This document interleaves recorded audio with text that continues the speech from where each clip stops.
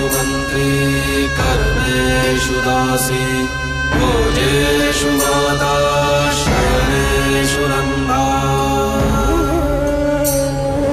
मरणकूल क्षमा धारित्री सद्गुणयुक्ता प्रिया धर्मपत्नी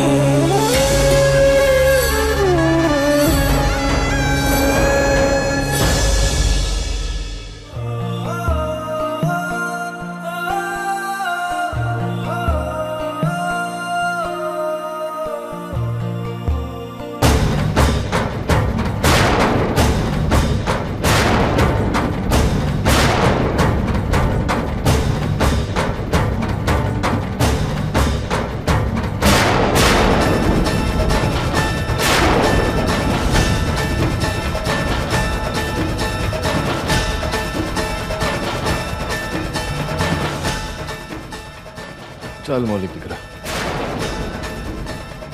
कारखाने जाता है।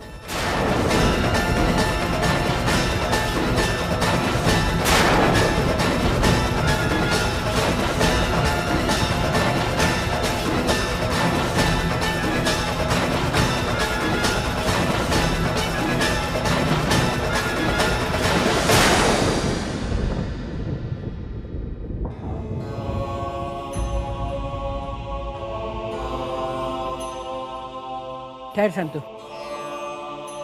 धर्मराज,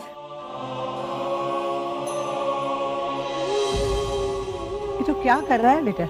तू धर्मपुर का मालिक है, तू सबके बारे में सोच रहा है, तो संतु के बारे में क्यों नहीं? संतु तो तेरी पत्नी है, आज उसका जन्मदिन है, 5 मिनट रुक जाना बेटा, हाँ? इसकी खुशी के लिए। व्यापार भी संभालना पड़ता है ना बा, काम आवश्यक है, जाओ पड़ से।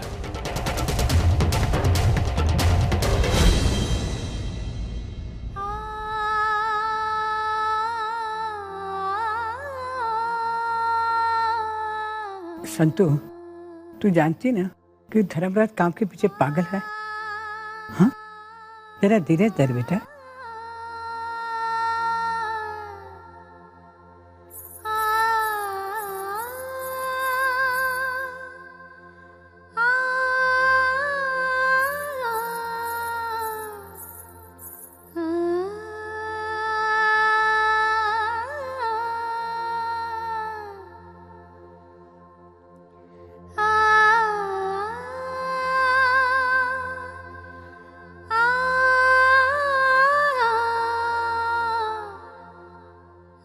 संतु,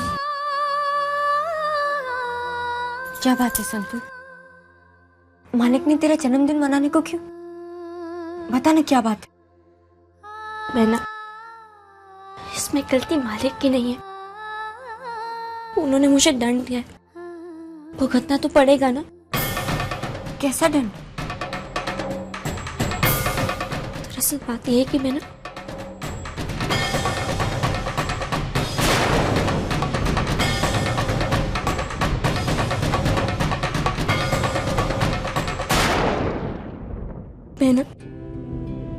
जब मैं इस घर में आई थी तब मुझे किसी ने नहीं अपनाया था, तब भी मुझे अकेलापन महसूस नहीं हुआ। पर अब जब मालिक ने मेरा साथ छोड़ दिया तो ये मैं सह नहीं सकती। ये दंड मेरे लिए सहना बहुत कठिन है। मैं क्या करूं पैना? तू चिंता मत कर, तू चल मेरे साथ। कहाँ पैना? मालिक के पास।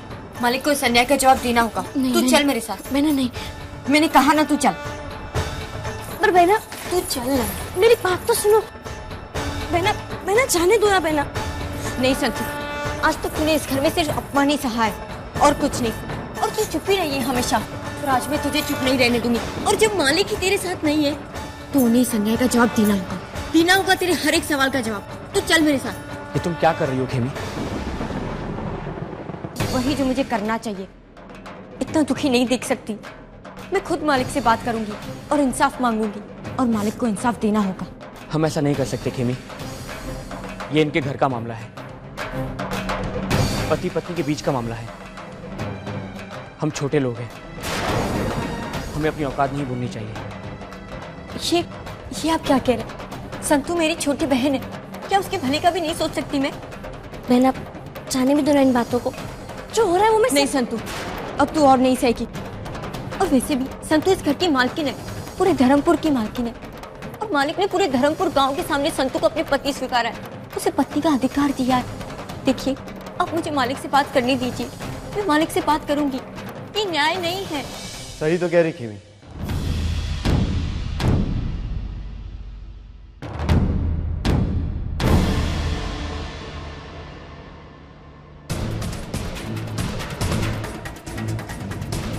मैं भी खेमी की बातों से सहमत हूं। और क्या गलत कहा खेमी? अन्याय तो हो रहा है संतू के साथ। आप सहमत हो सकते हैं छोटे मालिक, पर मैं इसकी बात से सहमत नहीं हूं। मैं अपने पत्नी की बात से बिल्कुल सहमत नहीं हूं। ये संतू और मालिक के बीच का मामला है और हमें कोई अधिकार नहीं बनता इनके बीच में बोलने का।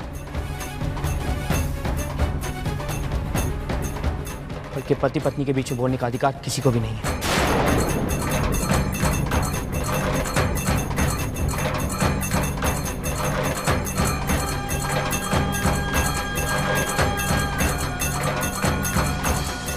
क्यों हरचंद,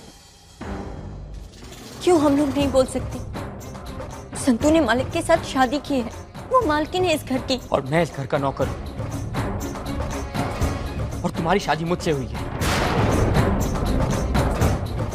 और हम अपनी मर्यादा ना भूले, यही अच्छा होगा। आप इस घर के नौकर हैं, वो आपको याद है, लेकिन उसके साथ साथ आप संतू के जीजाजी भी हैं, वो भूल गए। क्या याद रखना और क्या भूल जाना है, ये मैं तुमसे सीखूं, जरूरी नहीं है। और बेहतर यही होगा कि हम इस मामले में बीच में ना पड़े।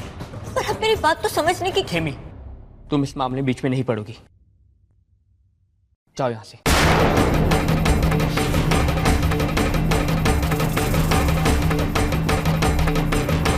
तुमने सुना नहीं मैंने क्या कहा?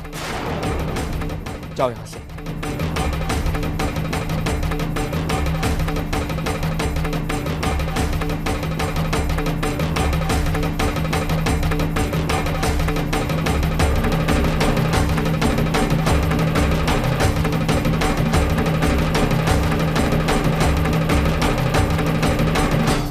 छोटे मालिक, मैं आपकी काफी भिजवाता हूं।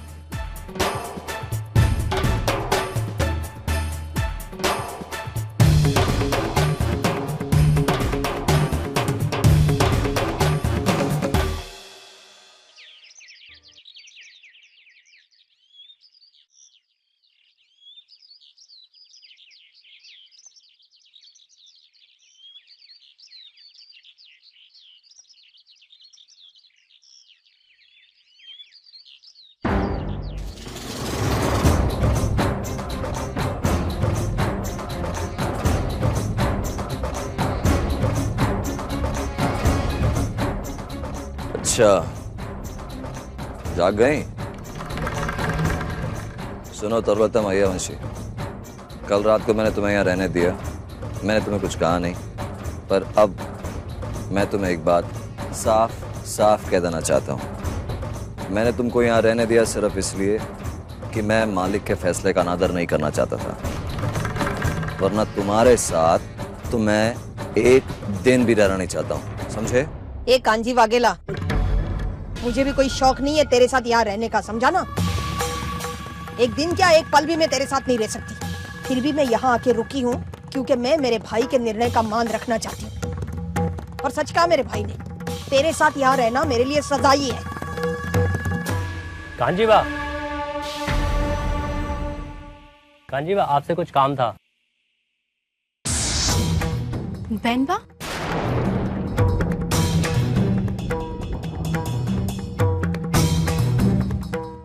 मालिक की बहन यहाँ?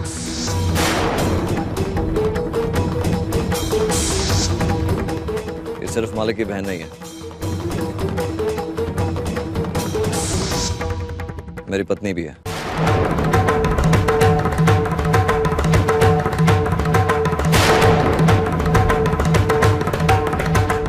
ये क्या कह रहे कांजीबा? हाँ, मैं सच कह रहा हूँ। बहुत साल पहले हम लोग की शादी हुई थी। माफ करना कांजीबा, इस बारे में तुम्हें पता ही नहीं था। माफ करना भाभी जी। भाभी? ठीक है कांजीबा, हम बाद में आते हैं। कोई बात नहीं। क्या जरूरत थी सब बताने की? हमारी पन को इज्जत थी तरुलता मैया वंशी, इसलिए तो बता दिया। रात भर तुम यहां रुकी हुई थी, क्या जवाब देता मैं उन लोगों को? उनको क्या कहता मैं कि मालिक की बहन यहां क्यों रुकी हुई थी? देखो एक बात कान खोल के सुन लो तुम। ये रिश्ता चाहे हमारे लिए कोई मायना ना रखता हो, पर सच तो यही है ना। और एक और बात सुनो, चाहे मैं तुमसे जितनी मर्जी नफरत करूं, कांजी औरत की कल भी इज्जत करता था और आज भी करता है।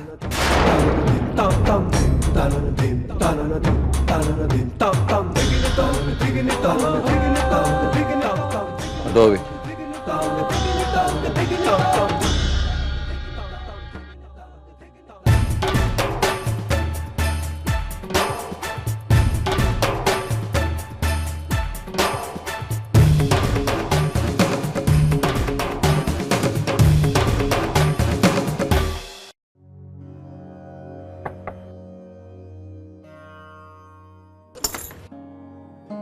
हितेन भाई आप?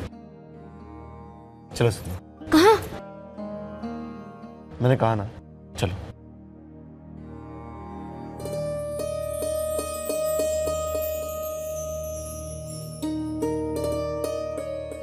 बाप, इतना सब होने के बाद भी ये सब? हम जानते हैं कि धर्मराज ने तुझे बहुत दुख पहुंचाया है, पर हमारी खुशी के लिए थोड़ी खुश हो जा। हाँ संतु, तुम्हारे जन्मदिन पर हम तुम्हें दुखी नहीं देख सकते। हम सब साथ मिलकर हमारी संतु का जन्मदिन मनाएंगे।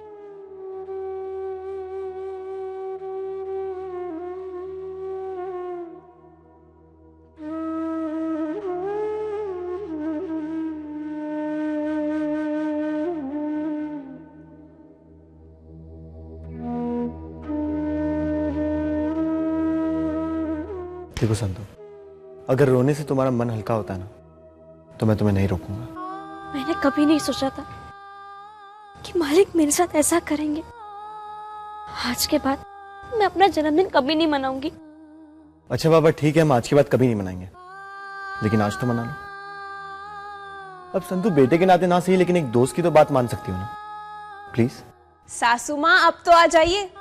अरे हमारे लिए नहीं, एटलीस्ट बिरवा के लिए तो आओ। देखो कब से राह देख रही है कब तुम केक काटोगी। हाँ संतु, आके केक काटो ना। देखो मैंने केक पे कुछ लिखा भी है।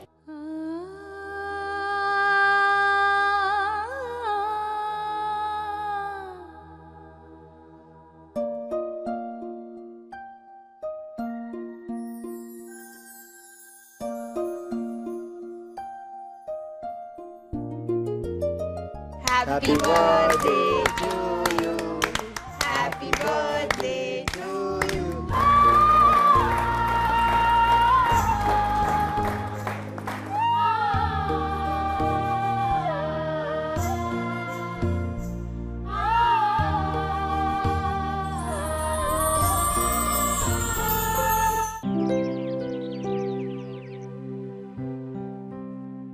जय भवानी। કેમ છો કાંજીભાઈ? અને मेरी मोटी बहन कैसी है? बहुत बड़ी सजा दे दी आपने उसे, भुगत पाएगी वो? धर्मराज मैयावंशी की बहन है ना, दुख भुगतना जानती है। और जो अपराध उसने किया है उसके लिए इससे उचित दंड और उसको क्या देता?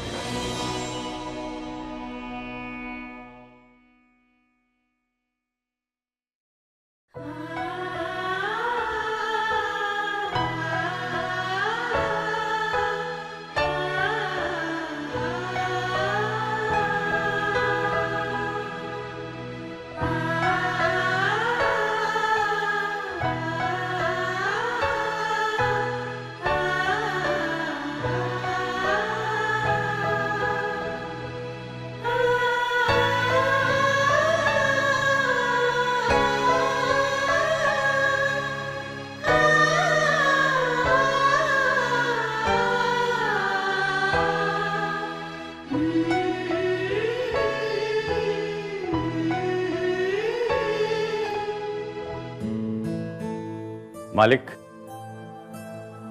आपने जो मालकिन की वर्षगांठ के लिए हार बनाने के लिए कहा था, वो हार बनकर तैयार है।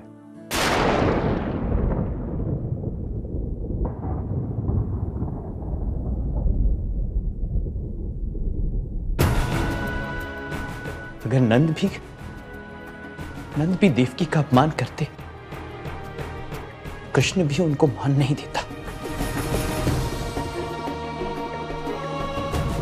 कितनी भूली है मेरी मां, कितनी भूली। वहां गांव में सजा काट रही है, और यहां जिसने सब कुछ किया है उस संतू के लिए हीरो का हार आ रहा है।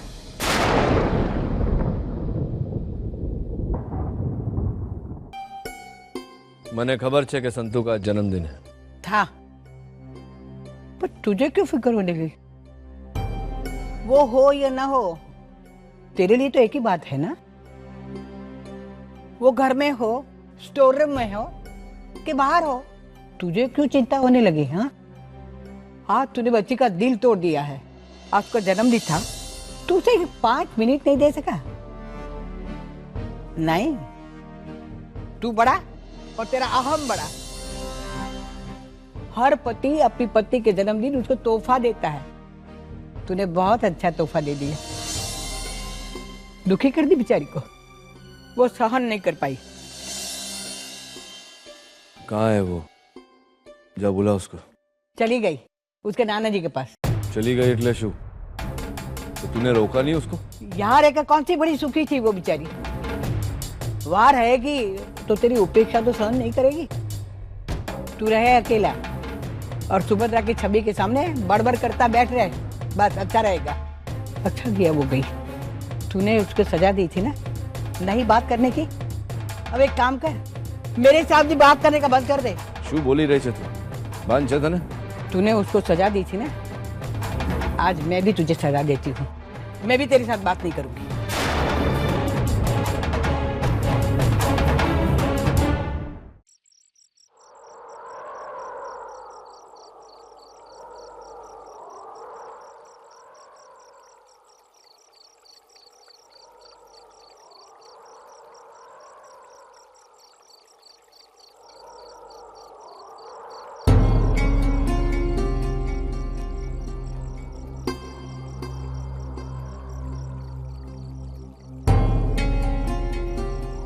मुझे खबर थी कि तू यहीं मिलेगी।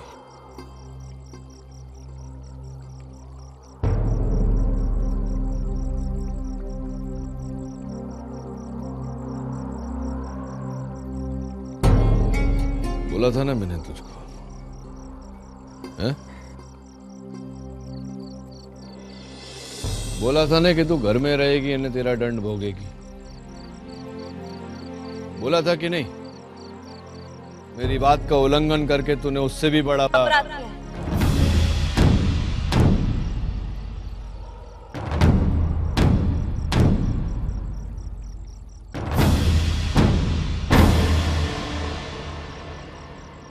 कोई हंसे तो गुनाह, कोई प्यार करे तो अपराध, और कोई अपनों के लिए कुछ करे तो गलती।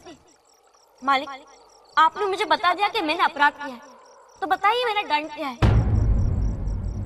जिस दिन से मैं उस घर में आई हूँ दंड भुगत रही हूँ मैं। पूरे गांव वालों के सामने आपने मेरा हाथ थामा, इसमें मेरी क्या गलती थी? मेरा तो गृह प्रवेश भी नहीं हुआ, मुझे तो भंडार घर में छोड़ दिया गया। वहाँ चूहों और छिपकलियों ने मेरा स्वागत किया। आप मुझे कभी देखते नहीं आए कि मैं कैसी हूँ। उसमें मेरी क्या गलती थी मालिक? पहले आपने मुझे अपनी पत्नी का स्थान नहीं दिया, फिर किस्मत मुझ पर मेहरबान हुई और आपने मुझे अपनी पत्नी का स्थान दिया। आपने मुझसे कहा कि मैं बेनबा को हमेशा समझने की कोशिश करूं, उनका हमेशा मान रखूं, और मैंने वैसे ही किया। कांची काका और बेनबा के मामले में मैंने कुछ नहीं कहा, चुप रही मैं बेनबा के मान के लिए, आपके और बेनबा के रिश्ते के लिए, पर फिर भी मुझे दंड मिला। आज मेरे जन्मदिन पर एक पल भी आप मेरी खुशी में शामिल नहीं हुए। आज जब आप यहाँ आए तो मुझे लगा आप मुझे मनाने आए होंगे, पर नहीं, हमेशा की तरह आप मुझे दंड देने आए हैं। क्षमा करना मालिक, आपके सामने इतना बोलकर मैं अपने अपराध को और बढ़ा रही हूँ। तो बताइए इस बंदनी का दंड क्या है? मैं अपना दंड भुगतने के लिए तैयार हूँ मालिक। सुनाइए मेरा दंड क्या है।